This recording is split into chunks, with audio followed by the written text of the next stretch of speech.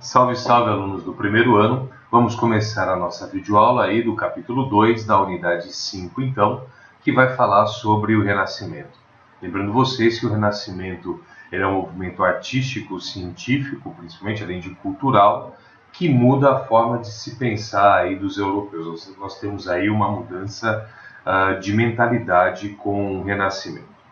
Só para a gente começar, então, a ideia do Renascimento ela ganha força a partir do século XII, né? O Renascimento ele tem força aí entre os séculos XII e XVI, 1100 a 1500, mais ou menos, onde nós vamos ter uma grande mudança, uma grande transformação no mundo da arte, da política, das técnicas artísticas e no conhecimento que o ser humano ele vai produzir sobre o universo e sobre si mesmo. Ele tem esse nome, Renascimento, porque nós vamos ter, durante esse período, um resgate dos clássicos da antiguidade clássica, dos clássicos da antiguidade grega e romana. Bom, vamos lá então. Antes do Renascimento em si, nós vamos ter, no século VIII, o chamado Renascimento carolíngio, quando nós vamos ter os eruditos, os intelectuais cristãos, trocando os mosteiros, a produção científica dos mosteiros, pela corte do rei aí, Carlos Magno. O domínio muçulmano também na Península Ibérica vai contribuir para difundir na Europa Ocidental os textos gregos e romanos que foram traduzidos para o árabe. O que vai contribuir também para o Renascimento é a criação das universidades, já na Baixa Idade Média, na Europa, que vão contribuir para difundir esse conhecimento da cultura grego-romana. Bem, quando a gente pensa em Renascimento, a gente pensa aí entre os séculos XIV e XVI, 1300 a 1500, é o chamado Renascimento Clássico. Todas as explicações religiosas sobre o mundo, natureza e o homem começam a ser deixadas de lado aí pela essa elite de pensadores e artistas do século XV, em 1400.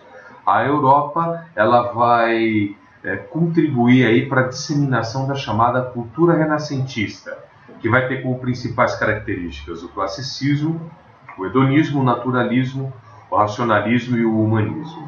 Com relação ao classicismo,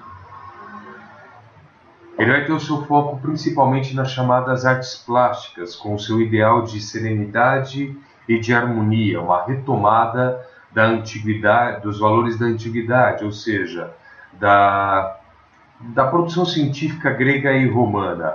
O mar vai se tornar um elemento principal das obras classicistas produzidas durante o Renascimento, como os Lusíadas, de Camões, a Divina Comédia, de Dante Alighieri, e Dom Quixote, de Miguel de Cervantes.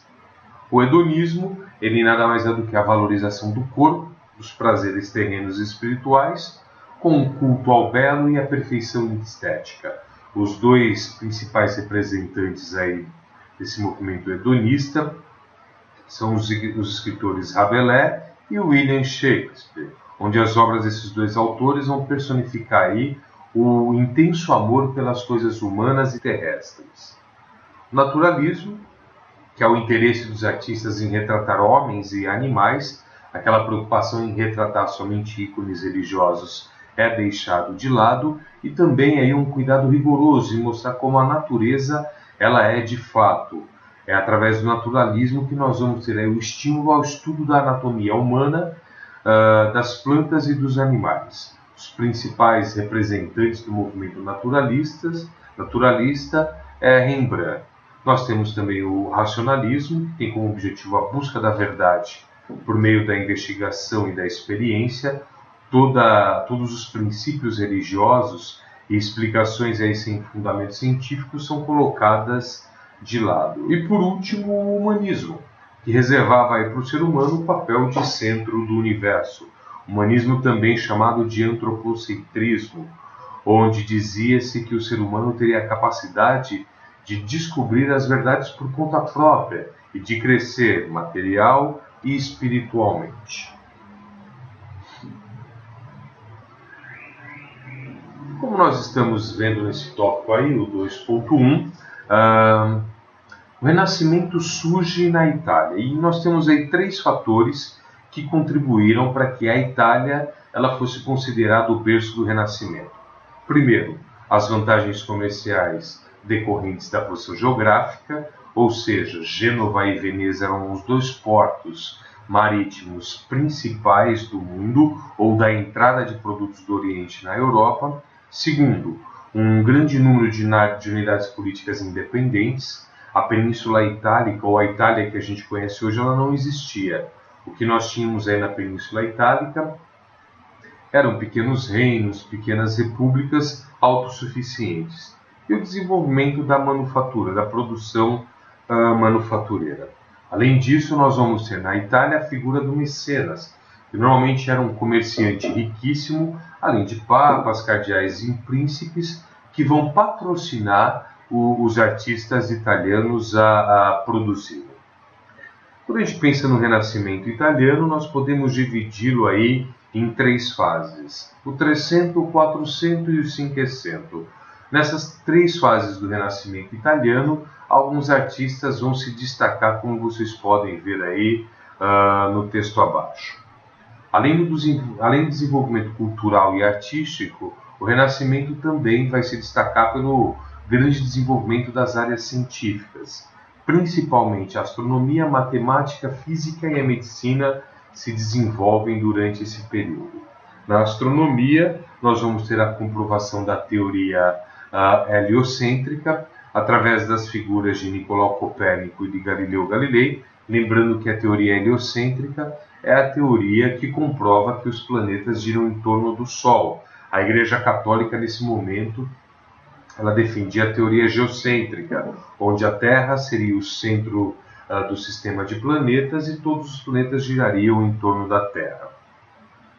No campo da medicina, Walter Mundinus, que tem como característica principal a dissecação de cadáveres para obter aí um conhecimento legítimo da anatomia humana. Falópio, que vai descobrir aí os ovidutos humanos, tanto é que nós temos dentro da anatomia reprodutiva feminina as trompas de Falópio. E Eustáquio, que vai fazer, que desvenda aí a ligação do ouvido médio com a garganta. Vou ter também Miguel Servet e William Harvey, que vão escrever vários trabalhos sobre a circulação do sangue. Na astronomia também, nós vamos ter o alemão Johann Kepler e o suíço Paracelso. Kepler ele vai comprovar que os planetas giravam em torno do Sol a partir de uma órbita elíptica e não circular. E Paracelso vai escrever o primeiro manual aí de cirurgia. Bem, alunos do primeiro ano do ensino médio, eu termino essa videoaula do capítulo 2 da unidade 5. Estudem e estudem.